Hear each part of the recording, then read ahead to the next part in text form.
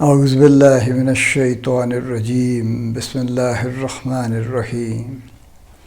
Life view with اسرار قریشی کی اگلی نشست کے ساتھ میں حاضر ہوں۔ ہم ایمان کی بات کر رہے ہیں اور ایمان بہت بڑا موضوع ہے، لیکن کچھ اور بات ہم کر کے انشاءاللہ آج اس ٹاپک کو ایک حد تک مکمل کر لیں گے۔ ہم نے جو بات شروع کی تھی وہ یہ تھی کہ کسی وقت اپنی ارادتاً اپنے ایمان کو تازہ کیا جائے۔ ہم الحمدللہ پیدائش سے مسلمان ہیں، ہمارے پچھلی نسلیں بھی مسلمان تھیں، لیکن اس کے باوجود ایک تجدید اپنے طور سے کر لینی چاہیے تاکہ ہم ارادتاً اپنے ایمان کو پکا کر سکیں۔ یہ بالکل ایسے ہی ہے جیسے موروثی جائیداد اور اپنی بنائی ہوئی جائیداد کا فرق ہوتا ہے۔ مجھے یقین ہے کہ جب ہم خود اپنے طور سے ارادہ کر کے ایمان کو پختہ کریں گے تو ہمیں اس میں زیادہ بہتری محسوس ہوگی۔ دوسری ہم نے بات کی تھی کہ اللہ پاک نے ایک چارٹر دیا ہے ایمان کا، جو ہم نے بات کی تھی لیس البر ان تولوا وجوہکم والی آیت کی، اور اس کو فالو کرتے ہوئے ہمیں ایمان کے ان تمام کمپوننٹس کو اسی ترتیب سے فالو کرنا چاہیے۔ تیسرا ہم نے بات کی تھی اللہ کی قدرت پر یقین رکھنے کی، اور پھر ہم نے چوتھی بات کی تھی نفس، جو 3 طرح کے نفس قرآن پاک میں بیان ہوئے ہیں، ہم نے ان کی بات کی تھی۔ آج 2 باتیں میں اور آپ سے کرنا چاہتا ہوں۔ جو پہلی بات آج میں کرنا چاہتا ہوں، جو اس لحاظ سے ترتیب کے لحاظ سے 5ویں بات ہوگی بیسکلی، وہ ہے اللہ کی حرمتوں کا احترام کرنا۔ اللہ نے کئی چیزوں کی حرمت قرار دی ہے۔ ایک تو وہ اس طرح سے کھانے پینے کی چیزیں ہیں جو کچھ چند چیزیں جو حرام قرار دی ہیں۔ پھر حرمت وہ ہے جو باقاعدہ جن کی عزت کے لیے کہا گیا ہے، کہ جس میں وہ حرمت کے مہینے بھی ہیں جو 4 مہینے ہیں، جو اللہ پاک نے جیسے سورہ توبہ میں کہا ہے کہ جب سے اللہ نے دنیا بنائی اس وقت سے اس نے ایک مقرر کیا ہے 12 مہینے کا نظام، اور اس 12 مہینے میں 4 مہینے حرمت کے ہیں۔ اب قرآن پاک میں وہ 4 مہینے بیان نہیں کیے گئے، صرف نمبر ہے، لیکن باقی جو حدیثوں سے اور ان سے جو بات ہم تک پہنچی ہے وہ یہ ہے کہ یہ شوال، رجب، ذیقعد، ذی الحج اور محرم، یہ 4 مہینے ہیں جو حرمت کے ہیں۔ اور پھر ان کے بارے میں یہ بھی ہے کہ منافقین کبھی صرف نمبر پورا کرنے کے لیے کبھی کسی مہینے کو حلال کر لیتے ہیں، کبھی کسی کو حرام کر لیتے ہیں، جو اچھی بات نہیں ہے۔ بہرحال یہ بھی حرمت کے مہینے ہیں۔ پھر وہ جانور جو قربانی کے لیے مخصوص کیے گئے ہیں حج کے لیے، ان کی حرمت کا ذکر ہے پھر بیچ میں۔ احترام، یعنی اللہ پاک نے کچھ چیزوں کا جو ہمارا باقاعدہ جو حرمین شریفین ہیں ان کی ایک بڑی حرمت ہے، بڑا سخت ان کا احترام ہے جو ہم سب پہ واجب ہے۔ وہ میں اسی کے سلسلے میں ایک بات آپ سے شیئر کرنا چاہتا ہوں۔ میں نے آپ سے ذکر کیا کہ میں سعودی عرب پہنچ گیا، جانے کے 2 ہفتے کے بعد میرا اقامہ بن گیا جو ریزیڈنٹ پرمٹ ہوتا ہے۔ اس سے اگلے ہفتے میں میرے سعودی جو اونر سے امپلائر سے ینگ لوگ تھے، دونوں بھائی تھے اور بڑے اچھے طبیعت کے لوگ تھے، میرے ساتھ بہت اچھے تھے کم از کم۔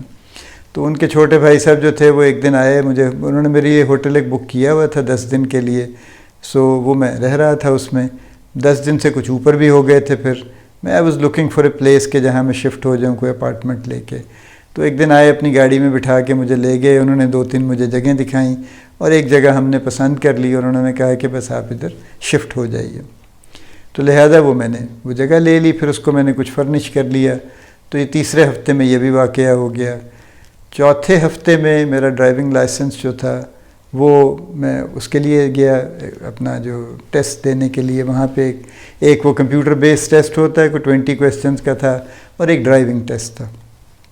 اچھا، اس سارے عرصے میں کمپنی کا ایک مصری ڈرائیور مجھے لے جاتا تھا اور لے آتا تھا ہر روز آفس سے۔ تو وہی مجھے وہ لائسنس بنوانے کے لیے لے گیا۔ مجھے بعد میں پتہ چلا کہ وہ آفس میں کہہ کے گیا تھا کہ مسٹر اسرار ول فیل ٹوڈے، کہ یعنی اسرار صاحب آج فیل ہو جائیں گے، ان کا ٹیسٹ پاس نہیں ہوگا۔ بہرحال وہ اللہ نے کیا، وہ ٹیسٹ میرا پاس ہو گیا پہلی اٹیمپٹ میں۔ لائسنس اسی وقت بن جاتا ہے، لائسنس مجھے مل گیا۔ گاڑی آلریڈی آفس میں کھڑی تھی۔ میں واپس آیا تو انہوں نے کہا جی آپ اپنی گاڑی سنبھالیں، آج سے آپ خود آیا جایا کریں گے۔ یہ سارے کام 4 ہفتے کے اندر ہو گئے۔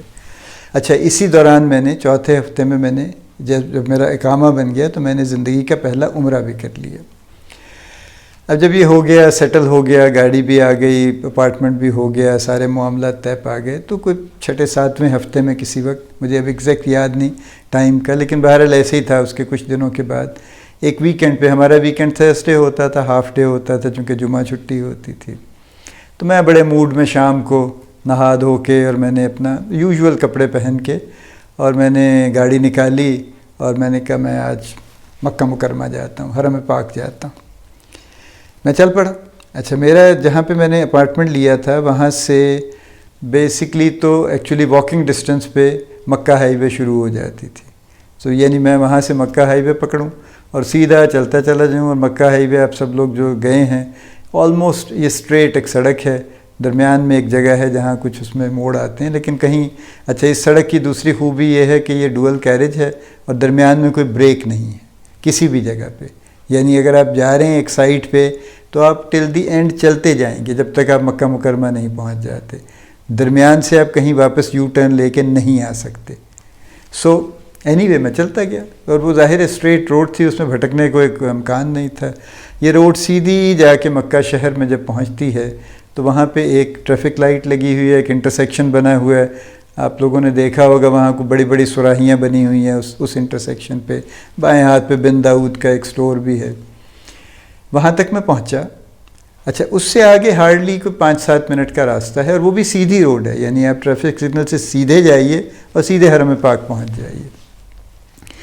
ٹریفک لائٹ تک مجھے اچھی طرح یاد ہے، میں پہنچا، میں نے اس کو کراس بھی کیا، اور میں اگلی سڑک پہ یعنی جو سیدھی 5 منٹ بعد مجھے حرم میں ہونا چاہیے تھا، میں اس سڑک پہ بھی پہنچا، لیکن اس کے بعد کچھ ہو گیا، پھر میں آئی لاسٹ مائی وے، راستہ گم ہو گیا۔ اب میں کبھی ادھر سے گاڑی نکال رہا ہوں، کبھی اس سڑک پہ جا رہا ہوں، کبھی اس سڑک پہ جا رہا ہوں، کچھ سمجھ نہیں آ رہی۔ 2 گھنٹے میں گاڑی چلاتا رہا، کین یو امیجن کہ وہ جو 5 منٹ بعد مجھے پہنچنا تھا، 2 گھنٹے میں گاڑی چلاتا رہا اور میں حرم پاک نہیں پہنچا۔ اور فائنلی جب ایک میں بڑی سڑک پہ نکلا اور جب میں نے غور کیا تو مجھے سمجھ آئی کہ میرا رخ ایکچولی جدہ کی طرف ہے، یعنی میں اس ہائی وے کے شروع میں پہنچ گیا تھا، اور اب میرے پاس واپس جانے کی کوئی جگہ نہیں تھی، میں واپس تو ظاہر ہے یو ٹرن لے نہیں سکتا تھا۔ بڑی افسوس کی بات ہوئی، ظاہر ہے بڑا شدید مجھے افسوس ہوا کہ میں اس طرح سے یعنی ریجیکٹ ہو گیا ہوں، اللہ نے مجھے اٹھا کے باہر پھینک دیا، پہنچنے نہیں دیا حرم تک۔ اینی وے میں چلا وہاں سے جدہ کی طرف بڑے بھاری دل سے، تو وہ شروع میں ایک پیٹرول پمپ ہے وہاں پہ، تو چونکہ میں 2 گھنٹے سے ویسے بھی چلا رہا تھا گاڑی، اس سے پہلے میں آیا بھی تھا جدہ سے، تو آبویسلی میں ذرا فیول لو تھا، میں نے کہا چلے میں فیول تو بھروا لوں۔ اللہ سے میں نے بڑی دعا کی، معافی مانگی کہ مجھ سے کچھ نہ کچھ غلطی ہو گئی ہے جو میں نہیں پہنچ پایا، اور مجھے واپس بھیج دیا گیا ہے نا، واپس دھکا دے دیا گیا ہے۔ اس پیٹرول پمپ سے میں نے فیول لیا، تو ایسے ہی یہ وہاں موسٹلی انڈین لڑکے وڑکے کام کرتے ہیں، تو میں نے اسے پوچھا، میں نے کہا یار کوئی طریقہ ہے واپس حرم جانے کا، اس طرف جانے کا؟ اس نے کہا ہاں نا، کیوں نہیں، یہ ذرا سے یوں کر کے نیچے جائیں، کچا راستہ، تو سڑک کے نیچے سے ایک کچا راستہ جا رہا ہے، وہ آپ کو ساتھ والی سڑک پہ نکال دے گا۔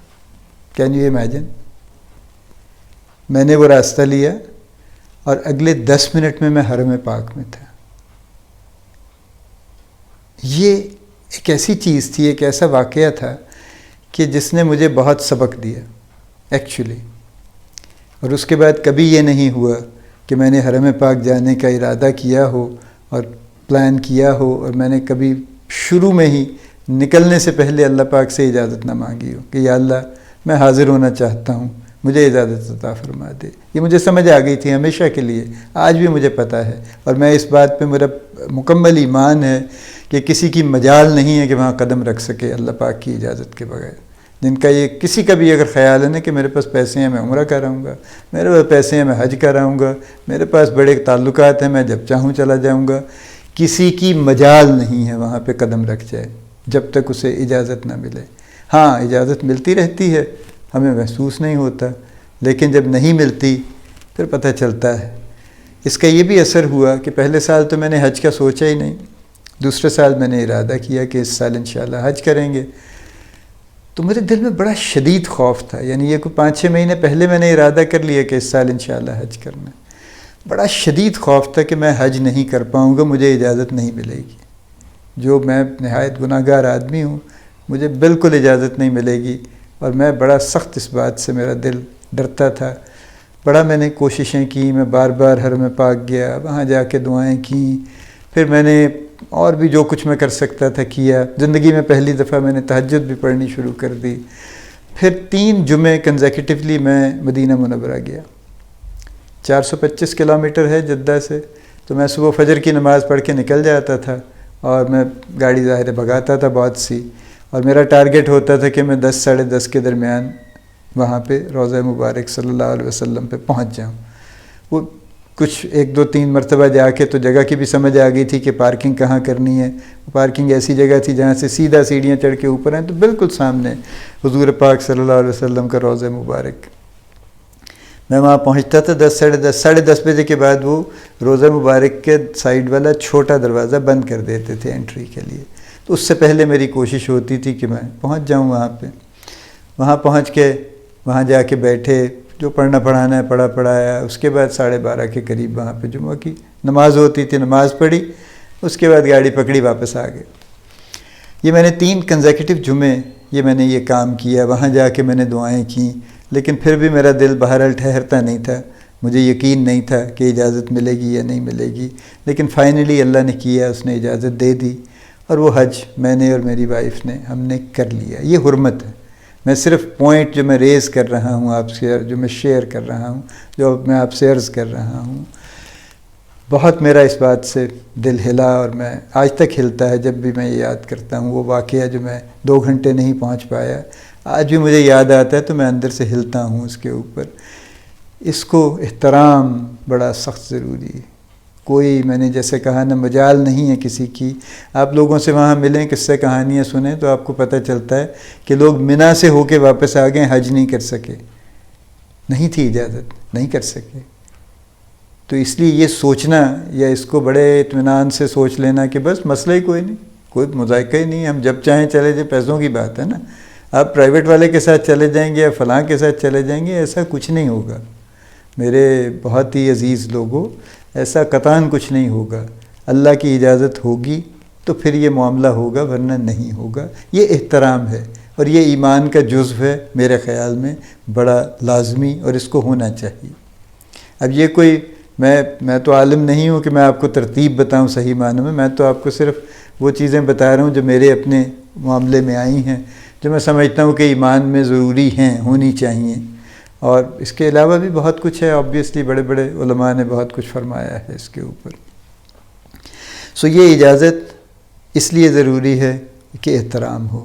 اور یہیں سے میں نے اپنی اس کتاب میں بھی بڑا دکھی دل سے ذکر کیا ہے کہ وہ سب لوگ جو جا کے سیلفیاں بناتے رہتے ہیں، اور وہ سب لوگ جو جا کے وہاں پہ رنگ ٹونز جو میوزیکل بجاتے رہتے ہیں، اور وہ سب لوگ جو طواف کرتے ہوئے ٹیلی فون پہ گفتگو کرتے رہتے ہیں یا ویڈیو سے کسی اور کو دکھاتے رہتے ہیں کہ دیکھو میں طواف کر رہا ہوں، یہ سب اس حرمت کے خلاف ہیں. یہ ساری باتیں اس احترام کے خلاف ہیں. اللہ پاک نے آپ پر کرم کیا کہ آپ کو اجازت دے دی کہ آپ اس کے حرم میں قدم رکھ سکیں، اور یہ اجازت دے دی کہ آپ طواف کر سکیں اس کے گھر کا. اس کے بعد اگر اس کی حرمت برقرار نہیں رہی تو یہ بڑا المیہ ہے. اس پہ سوچنے کی ضرورت. آخری بات جو چھٹی بات بنتی ہے وہ میں آپ سے یہ کہنا چاہتا ہوں. علامہ اقبال کا ایک شعر ہے کہ دل بینا بکر خدا سے طلب، دل بینا بکر خدا سے طلب، یعنی دیکھنے والا دل بکر خدا سے طلب. آنکھ کا نور دل کا نور نہیں. یہ 2 الگ الگ چیزیں ہیں. دیکھیے بڑا محدود میرا علم ہے. قرآن پاک میں کچھ چیزیں ہیں جو بار بار ریپیٹ ہوئی ہیں، کچھ آیات ہیں جو ایک ہی مرتبہ آئی ہیں، کوئی بات ہے جو ایک ہی مرتبہ کہی گئی ہے. یہ جو بات میں کہنے جا رہا ہوں میرے علم کے مطابق ایک ہی جگہ پہ کہی گئی ہے، سورہ حج میں. اور یہ 46ویں آیت ہے. میں نے دوبارہ دیکھا تھا اس کو، آیت نمبر مجھے یاد نہیں تھا، میں نے دوبارہ اس کو دیکھا تھا. یہ آیت یہ کہتی ہے، اس کا آخری جو حصہ ہے آیت کا وہ یہ کہتا ہے کہ دیکھنے والوں کی کچھ آنکھیں اندھی نہیں ہو جایا کرتی. فَإِنَّهَا لَا تَعْمَى الْأَبْصَارُ، یعنی دیکھنے والوں کی آنکھیں اندھی نہیں ہو جایا کرتی. وَلَكِن، بلکہ تَعْمَى الْقُلُوبُ الَّتِي فِي الصُّدُورِ، بلکہ قلوب، تامہ کہتے ہیں اندھے کو، قلوب تو ہم سب جانتے ہیں. تو ولیکن طعم القلوب التی فی الصدور، بلکہ دل جو سینوں میں ہیں وہ اندھے ہو جایا کرتے ہیں۔ یہ بڑی سخت بات ہے، اور یہ ایک ہی مرتبہ کہی گئی ہے، اور دل کا تذکرہ کئی جگہ آیا ہے۔ اللہ پاک نے کہا ہے کہ ہم نے تمہیں آنکھیں اور کان اور دل دیے، اور وہ دل کو افئدہ کا نام لی اس لفظ سے کہا جاتا ہے، which is probably a symbol for heart and mind both actually، لیکن یہ باقاعدہ قلوب کا ذکر ہے کہ دل جو سینوں میں ہیں، اور کوئی شبہ نہ رہے کسی کو، قلوب التی فی الصدور، کہ دل جو سینوں میں ہیں وہ اندھے ہو جایا کرتے ہیں۔ تو آنکھ کا نور کافی نہیں ہے، آنکھ کا نور دل کا نور نہیں ہے، دل کا نور مانگنا بڑا ضروری ہے کہ اللہ کرے کسی طرح سے دل کا کوئی نور مل جائے، کوئی ذرہ نور کا دل میں سما جائے، تو پھر ایمان صحیح معنوں میں اس کا جو روشنی ہے وہ ہمارے اندر سرایت کر جائے گی اور ہمارے اندر پہنچ جائے گی۔ دیکھیے ایمان، میں نے جیسے عرض کی، بہت بڑا موضوع ہے، اور میں اس پہ کوئی علمی آپ سے بحث نہیں کر رہا ہوں، میں اس قابل نہیں ہوں، میری یہ حیثیت نہیں ہے۔ میں نے آپ سے بہت ہی اپنی پرسنل باتیں کچھ آپ سے شیئر کی ہیں کہ میں نے ایمان کیسے پایا ہے، اور میری ظاہر ہے اس سے پہلے جو بھی دور تھا، جو وقت تھا، وہ ایک جیسے ہم سب لوگ ہیں، یا آئی ایم سوری ٹو سے دیٹ، لیکن بہرحال میں ایسا ہی تھا کہ کبھی نماز پڑھ لی، کبھی نہیں پڑھی، تو کبھی کچھ کر لیا، تو کبھی نہیں کیا، تو جیسے معاملات چل رہے تھے۔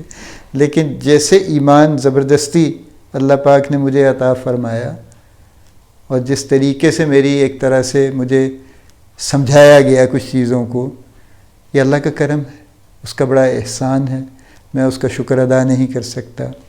میں نے یہی آپ سے شیئر کیا ہے کہ میرے خیال میں ایمان یہ ہے، یہ 6 چیزیں جو میں نے آپ سے عرض کی ہیں، یہ 6 چیزیں، یعنی ایک ارادہ کرنا کہ واقعی میں مسلمان ہوں اپنے ارادے سے، ایک اس چارٹر پہ عمل کرنا جس میں سب کچھ شامل ہے، جس میں عقیدہ بھی شامل ہے، جس میں عمل صالح بھی شامل ہیں، جس میں ایمان بھی شامل ہے، پھر اپنے اللہ کی قدرت پہ یقین رکھنا، جو نفس ہے اپنے اس کو امارہ سے لوامہ کی طرف کم از کم لانے کی کوشش کرنا، مطمئنہ تک پہنچ جائیں تو سبحان اللہ، اور اللہ کی حرمتوں کا احترام کرنا، جس چیز کو اس نے احترام کے قابل کہہ دیا ہے، محرم کہہ دیا ہے، اس کی حرمت لازمی ہے، اور فائنلی جو دل ہے اس میں نور کا ذرہ وہ اللہ سے طلب کرنا اور درخواست کرنا کہ کسی طرح مل جائے۔ اللہ پاک آپ کو ایمان کی روشنی عطا فرمائے، آپ پر بڑی مہربانیاں فرمائے، آپ کے لیے بہت آسانیاں پیدا فرمائے۔ اللہ پاک آپ کا حامی و ناصر ہو، آمین۔